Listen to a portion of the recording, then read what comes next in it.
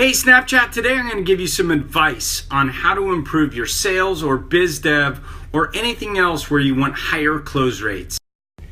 But first, I want to tell you about a new thing that I launched. If you go to snapstorms.com/ask, you can register questions that you want answered. I'll try to go through every week and pick out some of the more popular questions. But today I want to give you a framework to help you figure out whether you're talking to the right people who can help you close deals.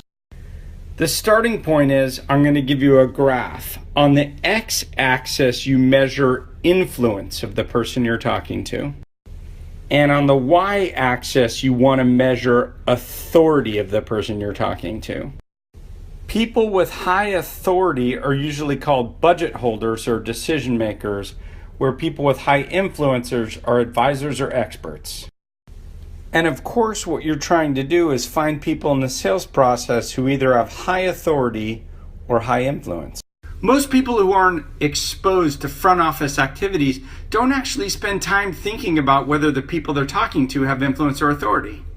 And I have a term that's a metaphor to remind you to think about the people you're talking to. Do they have influence or do they have authority? I call it Nina. A Nina is somebody who has no influence and no authority. Ninas might be nice, Ninas might spend time with you, but Ninas are time wasters. They can't get things done for you. So if you like that particular person, spend all the time you want with them in your social life, but if you want to do business, you gotta avoid Ninas.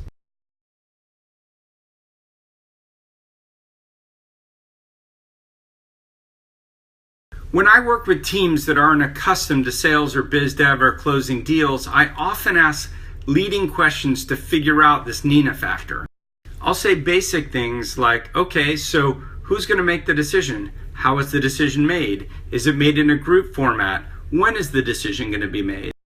People in sales or biz dev oriented roles are used to asking these questions because they know if they don't get answers, they're not talking to someone who can make it.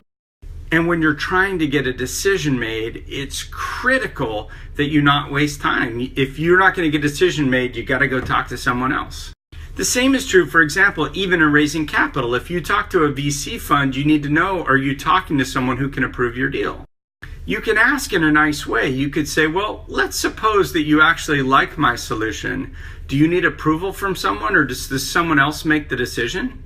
These are what are called clarifying questions, and if you don't feel comfortable asking these questions, you're not going to be successful in sales or biz dev.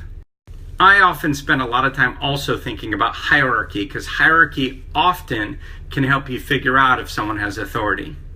Again, in the world of venture capital, if you're talking to a managing partner who runs a fund, there's a high probability that person has authority.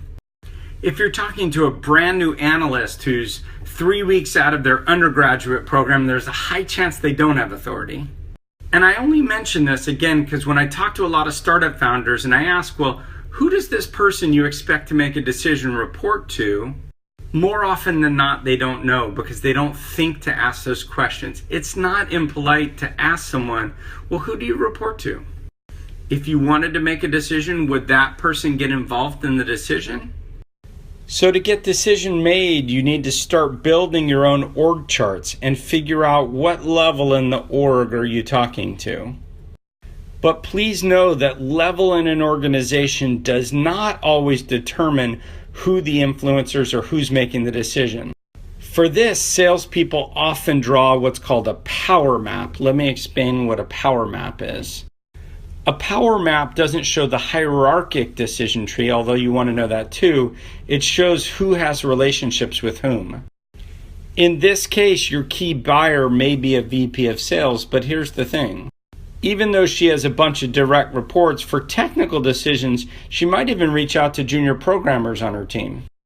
I know, for example, as a VC, sometimes I rely upon my portfolio company CTOs to help me with technical due diligence. In that case, while I might be the decision maker, I have authority. That CTO who's involved from a tech startup has influence. Often people with authority don't have the time to do all the detailed analysis. That's why you need people with authority and other people with influence.